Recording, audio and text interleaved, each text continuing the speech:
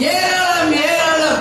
அந்த வகையில் மீண்டும் நமது அண்ணன் மு க ஸ்டாலின் அவர்கள் வெற்றி பெற்று உறுதியாக 7வது முறை முதலமைச்சராக இதே கொளத்தூர் தொகுதியில் வருவார் என்பதை இந்த நேரத்திலே உங்கள் அனைவருக்கும் நான் பெருமையோடு சொல்ல கடமைப்பட்டிருக்கிறேன். அந்த கொடி வச்சிருக்கிறவங்க பின்னாடி கேமராவுக்கு கொஞ்சம் தள்ளி வச்சீங்கன்னா உங்களுக்கு விஷுவல் கிடைக்கும். பிளீஸ் கொஞ்சம் மனித நீதி மக்கள் நீதி மையம் கொஞ்சம் ஓகே தேங்க்யூ. ஏன்னா இன்னைக்கு பார்த்தோம்னா இந்த மதசார்பற்ற வெற்றி கூட்டணி மக்கள் போற்றும் கூட்டணி, மக்கள் விரும்பும் கூட்டணி. தமிழ்நாட்டிலே இருக்கின்ற அத்தனை மக்களும் வரவேற்கின்ற ஒரு கூட்டணி என்பதை இன்னைக்கு அண்ணனுடைய தொகுதியான கொளத்தூர் தொகுதியில இருந்து பேசுறதுல உண்மையிலேயே நான் மகிழ்ச்சி அடைகிறேன். இன்னைக்கு அண்ணன் ஸ்டாலின் எங்க இருக்காரு தெரியுமா? விருதுநகர்ல விஜய பிரபாகருக்காக நாளைக்கு பிரச்சாரம் செய்யறாரு.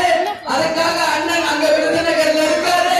அண்ணனுக்காக நான் அவரது சகோதரி இன்னைக்கு கொளத்தூர் தொகுதியில அவருக்காக நான் வாக்கு சேகரிக்க வந்ததை என்னுடைய பெருமையாக இந்நேரத்துல சொல்ல கடமைப்பட்டிருக்கிறேன். ஒரு சின்ன ஹிஸ்டரி உங்களுக்கு சொல்லும். ஏன்னா கொளத்தூர் தொகுதியில பேசலன்னா நான் வேற எங்க பேச முடியும்?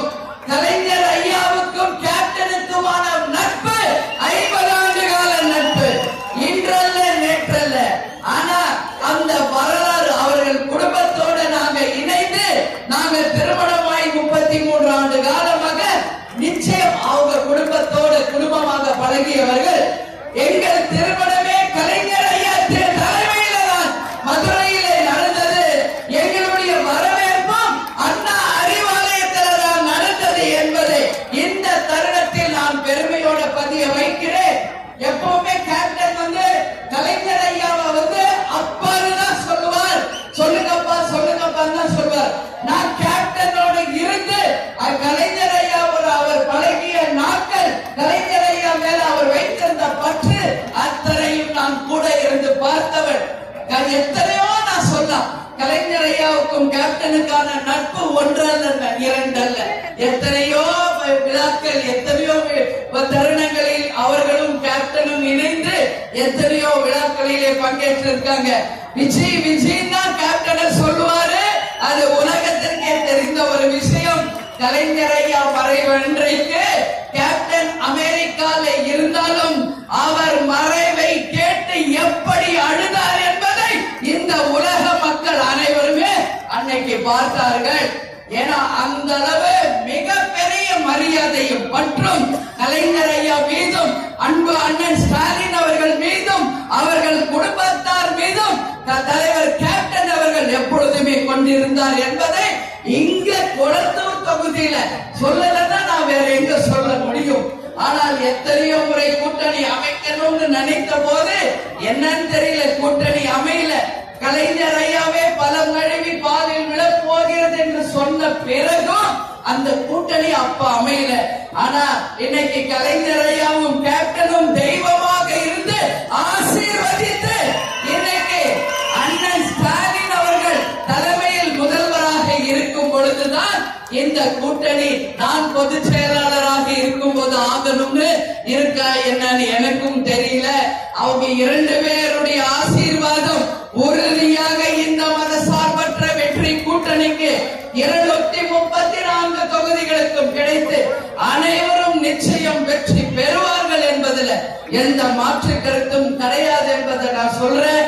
இன்னைக்கு கொளத்தூர் தொகுதியில அண்ணனுக்காக முதல் முறையாக நான் அவருடைய அன்பு சகோதரியாக இந்த கொளத்தூர் தொகுதியிலே நான் பேசுறது உண்மையிலே மன மகிழ்ச்சி அடைகிறேன் என்பதை இந்த நேரத்தில் நான் சொல்ல கடமைப்பட்டிருக்கிறேன். கொளத்தூர் தொகுதியில அண்ணன் செய்த நலத்திட்டங்கள் 1 2 நான் பட்டியலிடுவதற்கு தமிழ்நாட்டிலேயே தி பெஸ்ட் கான்ஸ்டிட்யூவன்சி என்றால் அது கொளத்தூர் தான். ஏன்னா அந்த அளவு மிக சிறப்பாக அவர் முதல்வராக இருந்த காலத்திலேயே இந்த தொகுதி மக்களுக்காக எல்லா வசதிகளையும் செய்திருக்கிறார் என்பதை இந்த தொகுதி மக்கள் யாரும் நீங்க மறந்திருக்க மாட்டீங்க. வேறு நிச்சயம் இந்த முறையும் அண்ணன் அவர்கள் தான் கொளத்தூர் தொகுதியில போட்டி போடுறார். அவர் நினைச்சா தமிழ்நாட்டுல 234 தொகுதியில எங்க வேணாலும் போட்டி போடலாம். ஆனால் தனக்கு வெற்றியை கொடுத்த கொளத்தூர் தொகுதி மக்களை மறக்கலாம் என்ன? தனக்கு வாய்ப்பு கொடுத்த கொளத்தூர் தொகுதி மக்களுக்கு தான் மீண்டும் பணியாற்ற வேண்டும் என்பதற்காகவே இந்த கொளத்தூர் தொகுதியை மீண்டும் தேர்ந்தெடுத்து உங்களுக்காக பணியாற்ற வந்திருக்கிறார் அண்ணன் ஸ்டாலின் அவர்கள் என்பதை நீங்கள் மனதிலே கொள்ள வேண்டும். இன்னைக்கு நான் ஒன்னே உங்க கிட்ட கேட்கிறேன். இன்னைக்கு தேர்தல் அறிக்கையில அண்ணன் கொடுத்த அந்த மேனிபெஸ்டோ நீங்க எல்லாம் பாத்தீங்களா? எத்தனை எத்தனை திட்டங்கள், எத்தனை எத்தனை முத்தான திட்டங்களை இந்த ஒரே அண்ணன் அவர்கள் அறிவித்திருக்கிறார். அதிலே தாய்க்குலங்களை மனதிலே கொண்டு பெண்கள் தான் இந்த நாட்டின் கண்கள் என்று நம்ம கேப்டன் எப்பொழுதும் சொல்வது போல அண்ணன் ஸ்டாலின் அவர்களும் பெண்களை மதிக்கக்கூடிய ஒரு தலைவர் என்பதாலதான் பெண்களுக்கு அத்தனை திட்டங்களை அறிவித்திருக்கிறார். அதில் மிக மிக முக்கியமானது 8000 ரூபாய்க்கு கூப்பனை வழங்கி எம் தாய்மார்கள் இன்னைக்கு அவங்க வீட்டுக்கு வேண்டிய உபகரணங்களை அவர்களே சென்று வாங்கிக் கொள்ளலாம் என்கின்ற ஒரு தி பெஸ்ட் இருக்குதுன்னா அந்த பாருங்க கையிலேயே வச்சிருக்கேன். இந்த புக்கை நான் கையிலேயே தான் வச்சிருக்கேன். திராவிட முன்னேற்ற கழகத்தின் சார்பாக அறிவிக்கப்பட்ட தேர்தல் அறிக்கை புத்தகத்தை நான் என் கையிலேயே தான் வச்சிருக்கேன். ஏன்னா இன்னைக்கு தமிழ்நாடு முழுக்க நான் சென்று தேர்தல் பிரச்சாரம் செய்ய இருக்கிறேன். இந்த தேர்தல் அறிக்கை தான் இந்த தேர்தலுக்கு மிக மிக முக்கியமானது. நாம் ஜெயிச்சு வந்தால் நம்ம தொகுதிக்கும் மக்களுக்கும் நாம் என்ன நல்லது செய்வோம் என்பதை நிச்சயம் நாம் சொல்லணும். அதனாலதான் இன்னைக்கு தேர்தல்கள் வருது என்பதை யாரும் மறக்காதீங்க. அன்னைக்கு தேர்தல் அறிக்கை புத்தகத்தை வெளியிட்ட அன்று நான் அண்ணன் ஸ்டாலின் அறிவாலயத்துல சந்திச்சேன். அப்ப சொன்ன நீங்க உடனடியாக இந்த புத்தகம் நீங்க வெளியிட்டவுடன் எனக்கு அனுப்பணும்னு சொல்லி உடனே அன்னைக்கு ஈவினிங் ஒரு 25 புக்கு அவரே ஒரு ஆள் மூலம் நம்ம தலைமை கழகத்துக்கு அனுப்பினார். எனவே அண்ணன் ஸ்டாலின் அவர்களுக்கு இந்த நேரத்தில் தேமுதிக சார்பாக கேப்டன் சார்பாக என்னுடைய வாழ்த்துக்களை நன்றிகளை நான் தெரிவித்துக் கொள்ள கடமைப்பட்டிருக்கிறேன். இந்த தேர்தல் அறிக்கையில சிலதை மட்டும் நான் சொல்றேன்.